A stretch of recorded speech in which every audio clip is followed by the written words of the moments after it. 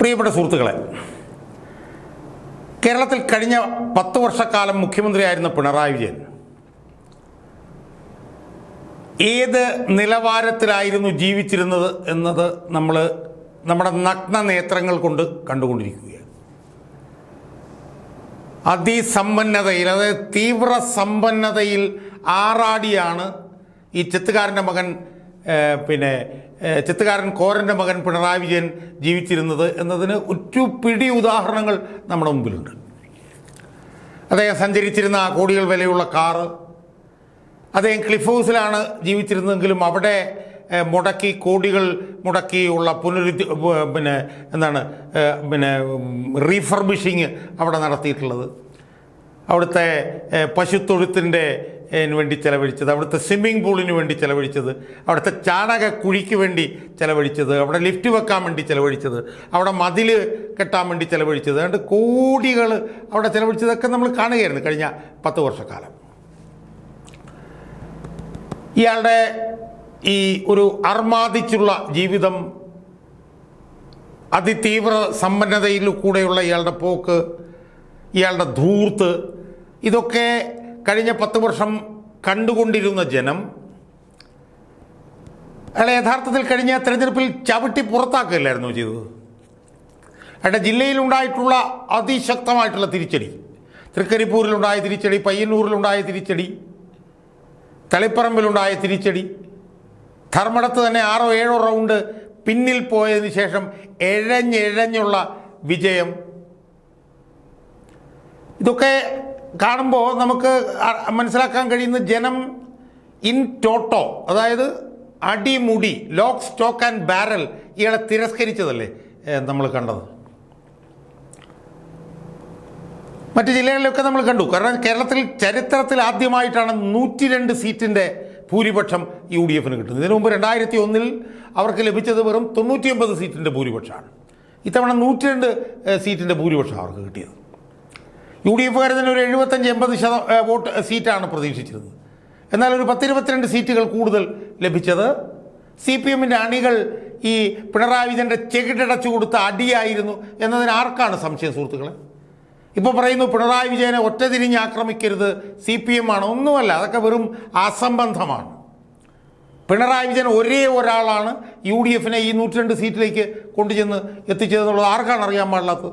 എന്ന് വെച്ചാൽ CPMന് പങ്കില്ല, അല്ലെങ്കിൽ MV ഗോവിന്ദന് പങ്കില്ല എന്നൊന്നുമല്ല. ഒരു 80% പങ്കും ഈ പരാജയത്തിന് പിണറായി വിജയന് തന്നെയാണ്. പിണറായി വിജയന് മാത്രമാണ്, അതിൽ യാതൊരു തർക്കവും വേണ്ട. അത് അണികൾ തീരുമാനിച്ചുറച്ച് കൊടുത്ത അടിയാണ്. അതാണ് ഈ 102 സീറ്റിൻ്റെ ഭൂരിപക്ഷം. സ്വാഭാവികമായും അത്രയും വലിയൊരു അടി കിട്ടിക്കഴിയുമ്പോൾ, അല്ലെങ്കിൽ മുഖമടച്ച് ഒരടി കിട്ടിക്കഴിയുമ്പോൾ, അല്ലെങ്കിൽ മസ്തകത്തിന് ഒരു അടി കിട്ടിക്കഴിയുമ്പോൾ സ്വാഭാവികമായും ആളുകൾക്കൊരല്പം തിരിച്ചറിവുണ്ടാകും എന്ന് നമ്മൾ പ്രതീക്ഷിക്കും. കുറച്ചൊരു ചെറിയ തിരിച്ചറിവെങ്കിലും ഉണ്ടാകുമെന്ന് പ്രതീക്ഷിക്കും. കാരണം അതുപോലൊരു അടിയാണല്ലോ കിട്ടിയത്. സ്വന്തം ജില്ലയിൽ തന്നെ ഉണ്ടായതെന്താ? 50,000 വോട്ടിന് ജയിച്ച പയ്യന്നൂരിൽ 7,000 വോട്ടിന് ജയിക്കുന്നു കുഞ്ഞികൃഷ്ണൻ. 25,000 വോട്ടിന് ജയിച്ച തളിപ്പറമ്പിൽ 18,000-ൽ അധികം വോട്ടിന് CPM വിമതൻ TK ഗോവിന്ദൻ ജയിക്കുന്നു. അമ്പലപ്പുഴയിൽ CPMൻ്റെ കോട്ടയായിരുന്ന എടുത്ത് 19,000-ൽ കൂടുതൽ വോട്ടിന് G സുധാകരൻ ജയിക്കുന്നു. 45,000 വോട്ടിന് ജയിച്ചിരുന്ന തൃക്കരിപ്പൂരിൽ കോൺഗ്രസ് സ്ഥാനാർത്ഥി ജയിക്കുന്നു. അപ്പോൾ ഇതെല്ലാം കാണിക്കുന്നത് എന്താണ്?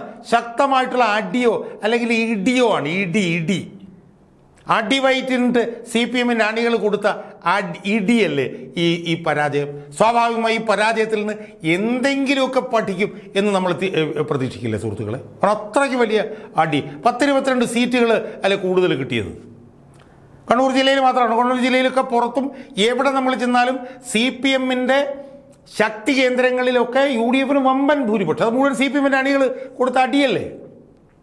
അപ്പോൾ എന്തെങ്കിലും ഒരല്പമെങ്കിലും തിരിച്ചറിവുണ്ടാകും എന്ന് നമ്മൾ പ്രതീക്ഷിക്കില്ല സുഹൃത്തുക്കളെ. പക്ഷേ ഇത്രയും വലിയ ഇടി പാർട്ടി അണികൾ അടിവയറ്റിലിട്ട് കൊടുത്തിട്ടും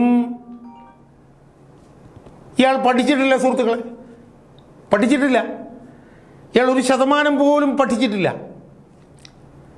കാരണം എന്താ? അതിൻ്റെ ഏറ്റവും വലിയ തെളിവെന്താ? അയാളൊരു പുതിയ വീട്ടിലേക്ക് മാറിയിരിക്കുന്നു. ബേക്കർ ജംഗ്ഷനിൽ ഒരു പുതിയ വീട്ടിലേക്ക് അയാൾ മാറിയിരിക്കുന്നു. പഞ്ചനക്ഷത്ര സൗകര്യങ്ങളുള്ള ഒരു വീട്, ഏതാണ്ട് 5 ബെഡ്റൂമുകളുള്ള സ്വിമ്മിംഗ് പൂൾ വരെ ഉണ്ട് എന്നാണ് കേൾക്കുന്നത്.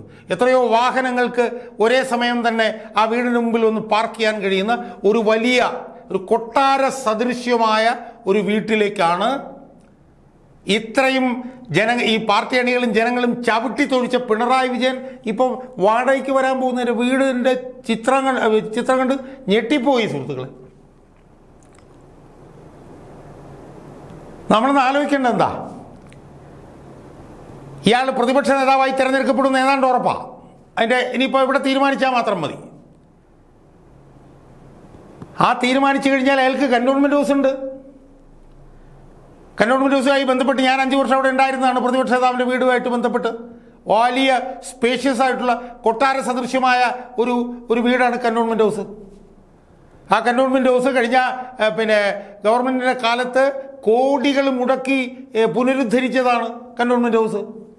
ഞാനൊക്കെ VS ഉണ്ടായിരുന്നപ്പം ഉള്ള കന്റോൺമെൻറ് ഹൗസ് ഒന്നും അല്ല ഇപ്പോൾ പഞ്ചനക്ഷത്ര സൗകര്യമുള്ള ഒരു വാസസ്ഥലമാണ് കന്റോൺമെൻറ് ഹൗസ്.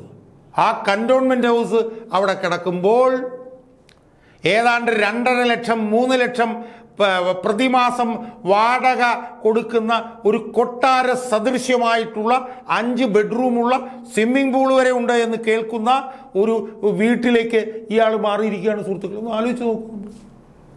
എങ്ങനെ ഈ പാർട്ടി കേരളത്തിൽ നിലനിൽക്കും എനിക്ക് മനസ്സിലാവുന്നില്ല.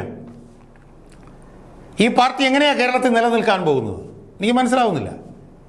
കന്റോൺമെൻറ് ഹൗസിലേക്ക് പോയാൽ പോലെ ഇപ്പോൾ പ്രതിപക്ഷ നേതാവ് ആയിട്ട് തിരഞ്ഞെടുക്കപ്പെടും, 2-3-4 ദിവസത്തിനുള്ളിൽ തിരഞ്ഞെടുക്കപ്പെടും. കന്റോൺമെൻറ് ഹൗസിലേക്ക് പോയാൽ പോലെ അയാൾക്ക് കന്റോൺമെൻറ് ഹൗസ് പോരാ. അയാൾക്ക് കന്റോൺമെൻറ് ഹൗസ് എന്ന് പറഞ്ഞാൽ കൊട്ടാര സദൃശ്യമായ വീട് പോലും പോരാ. അതിനേക്കാളും കൊട്ടാര സദൃശ്യമായിട്ടുള്ള സൗകര്യങ്ങളുള്ള വീടിലെ ഇയാൾക്ക് താമസിക്കാൻ പറ്റുള്ളൂ എന്ന് പറയുമെന്ന് ആലോചിച്ച് നോക്കി. നമ്മൾ കൊടുത്ത അടി കുറഞ്ഞു പോയി എന്ന് CPM-ൻ്റെ അണികൾ വിചാരിക്കില്ല സുഹൃത്തുക്കളെ. നമ്മൾ മനസ്സിലാക്കേണ്ടത് എന്താ, 2 MLA-മാരുണ്ട് ഇയാളുടെ വീട്ടിൽ. ഇയാൾ MLA, ഇയാളുടെ മരുമകൻ മുഹമ്മദ് റിയാസ് MLA. അവർക്ക് 2 പേർക്കും സർക്കാരിൻ്റെ ഈ നിയമസഭാ വാസസ്ഥല സമുച്ചയത്ത് ഫ്ലാറ്റുകൾ കിട്ടില്ലേ സുഹൃത്തുക്കളെ? അവർക്ക് 2 പേർക്കും ഫ്ലാറ്റ് കിട്ടില്ലേ? പിണറായി വിജയന് ഫ്ലാറ്റ് ഉറപ്പല്ലേ? മുഹമ്മദ് റിയാസ് 2ാമത്തെ പ്രാവശ്യം ജയിക്കുന്നു, മുൻ മന്ത്രി, അയാൾക്കും ഫ്ലാറ്റ് കിട്ടില്ലേ സുഹൃത്തുക്കളെ? ആ ഫ്ലാറ്റ് അയാൾക്ക് വേണ്ടേ? അപ്പോൾ കന്റോൺമെൻറ് ഹൗസ് വേണ്ട, 2 ഫ്ലാറ്റിന് അർഹതയുണ്ട്, ആ 2 ഫ്ലാറ്റും വേണ്ട. ഇനി AK സെൻറ്ററിൻ്റെ നേരെ എതിർവശത്ത് പഞ്ചനക്ഷത്ര സൗകര്യമുള്ള ഫ്ലാറ്റില്ലേ CPM-ൻ്റെ, അതും അയാൾക്ക് വേണ്ട സുഹൃത്തുക്കളെ. ആലോചിച്ച് നോക്ക് എത്ര ഭീകരമായിട്ടുള്ള ഒരവസ്ഥയാണെന്ന്. ജനങ്ങൾ ചവിട്ടി തൊഴിച്ച് കീറക്കടലാസാക്കിയ ഒരു മനുഷ്യൻ, 50,000 വോട്ട് ഉണ്ടായിരുന്നിടത്ത് കട്ടിച്ച് 19,000 വോട്ടിലേക്ക് ചുരുക്കിയ ഒരു മനുഷ്യൻ, പാർട്ടി അണികൾ തള്ളിക്കളഞ്ഞൊരു മനുഷ്യൻ, കേരളത്തിലെ ജനങ്ങൾ തങ്ങൾക്ക് വേണ്ട എന്ന് പറഞ്ഞ് തള്ളിക്കളഞ്ഞൊരു മനുഷ്യൻ, അയാൾ മാസം 2.5 ലക്ഷം 3 ലക്ഷം വാടകയുള്ള ഒരു കൊട്ടാര സദൃശ്യമായ വീട്ടിലേക്ക് മാറുന്നു എന്ന് പറയുമ്പോൾ ഇയാൾക്ക് കൊടുത്ത ശിക്ഷ വളരെ ചെറുതായിപ്പോയി എന്ന് നമുക്ക് തോന്നുന്നില്ല. ഒന്ന് ആലോചിച്ച് നോക്ക്. അയാൾക്ക് കന്റോൺമെൻറ് ഹൗസ് വേണ്ട, അയാൾക്ക് 2 ഫ്ലാറ്റ് കിട്ടുമായിരുന്നു, അത് വേണ്ട. അയാൾക്ക് പാർട്ടിയുടെ ഫ്ലാറ്റ് ഉണ്ടായിരുന്നു, അതും വേണ്ട. ഇതൊന്നും അയാൾക്ക് വേണ്ട. ഇപ്പോൾ VS അച്യുതാനന്ദൻ മുഖ്യമന്ത്രി സ്ഥാനത്ത് മാറിയപ്പോൾ എങ്ങോട്ടാണ് പോയത്? സാമാന്യം തെറ്റില്ലാത്ത ഒരു ഇടത്തരം വീട്ടിലേക്ക് പോയി. ആ വീട്ടിലേക്ക് പോയി കഴിഞ്ഞിട്ട് ഏറ്റവും പെട്ടെന്ന് അയാളുടെ മകൻ്റെ വീട്ടിലേക്ക് മാറി. VS അച്യുതാനന്ദൻ മകൻ്റെ വീട്ടിലേക്ക് മാറി. VS അച്യുതാനന്ദൻ യഥാർത്ഥത്തിൽ മാറുമ്പോൾ അയാളുടെ പാർട്ടി അധികാരത്തിലിരിക്കുകയാണ്. എന്നിട്ട് പോലും സാമാന്യം തെറ്റില്ലാത്ത ഒരു വീട്ടിലേക്കല്ലേ അയാൾ മാറിയത്. ഉമ്മൻചാണ്ടി 2014 മുഖ്യമന്ത്രി അല്ലാതായപ്പോൾ എന്താ ചെയ്തത്? കന്റോൺമെൻറ് ഹൗസ് പോലും ആ മനുഷ്യൻ ഉപയോഗിച്ചില്ല. ജഗതിയിലുള്ള തൻ്റെ വീട്ടിലാണ് അയാൾ ജീവിച്ചത്. അയാൾ കന്റോൺമെൻറ് ഹൗസിലേക്ക് പോലും അയാൾ താമസം മാറി. അയാളുടെ സ്വന്തം വീട്ടിലാണ് ഉമ്മൻചാണ്ടി താമസിച്ചത്. അത് സ്വന്തം പണം, അല്ലെങ്കിൽ സ്വന്തം വീടാകുമ്പോഴത്തേക്കും വാടക പോലും കൊടുക്കണ്ട, സർക്കാർ വാടക പോലും അടയ്ക്കണ്ട, കന്റോൺമെൻറ് ഹൗസിലേക്ക് അയാൾ മാറി താമസിച്ചില്ല. ഇതുപോലൊരു ഒരു വൃത്തികെട്ട ഒരനുഭവം ഇതിൻ്റെ മുമ്പ് നമുക്ക് ജീവിതത്തിൽ ഉണ്ടായിട്ടുണ്ടോ സുഹൃത്തുക്കൾ? പാർട്ടി അണികൾ തല്ലി ചതച്ച് മൂലക്കിട്ടാലും അയാൾക്ക് പിന്നെ കൊട്ടാര സദൃശ്യമായ വീടുകളിലേ താമസിക്കാൻ പറ്റുള്ളൂ. അതിൻ്റെ കാരണം, പ്രധാനപ്പെട്ട കാരണം എന്താ? അയാൾക്ക് ഭാര്യയും മകളുമുണ്ട്. അവർ കഴിഞ്ഞ 10 വർഷം കൊട്ടാര സദൃശ്യമായ പഞ്ചനക്ഷത്ര സൗകര്യങ്ങളിലാണ് ഒരു പതിറ്റാണ്ട് കാലം അവർ ജീവിച്ചത്. അവർക്ക് കന്റോൺമെൻറ് ഹൗസും ഫ്ലാറ്റൊന്നും അവർക്ക് പോരാ.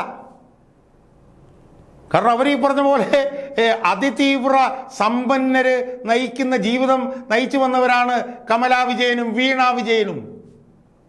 അവർക്ക് ഇതിലൊന്നും ജീവിച്ചാൽ പോരാ. അവർക്ക് ഇതിലൊന്നും അവർക്ക് ജീവിക്കാൻ പറ്റില്ല. അവർക്ക് പഞ്ചനക്ഷത്ര സൗകര്യങ്ങളിൽ അഭിരമിക്കണം.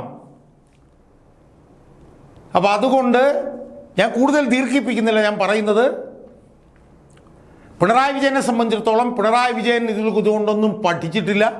പിണറായി വിജയൻ ഇനിയും ജനങ്ങളും പാർട്ടി അണികളും മരുന്ന് കൊടുക്കേണ്ടി വരും.